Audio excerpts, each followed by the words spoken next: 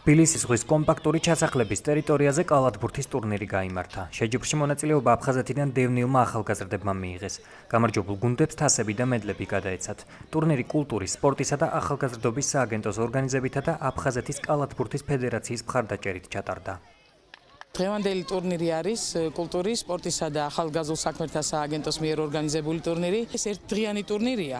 რამდენი გუნდიც არ უნდა მონაწილეობდეს, ერთ დღეში ტარდება ყველაფერი. 3-3-ზე კალათბურთი არის და ერთ დღეში ტარდება ყველაფერი, როგორც შესარჩევი, ასევე ფინალური ეტაპი, ყველაფერი ერთ დღეში მთავრდება. პირველ რიგში დევნილი ბავშვებისთვის ტარდება ეს და აქედან შეიძლება რაღაც ახალი ტალანტებიც აღმოვაჩინოთ ამ ტურნირებზე და შემდეგ მათ მივცეთ შანსი, რომ პროფესიონალურად დაეუფლონ ამ სახეობას. ორგანიზატორების თქმით, მსგავსი პროექტები ხელს შეუწყობს ჯანსაღი ცხოვრების წესის პოპულარიზაციას.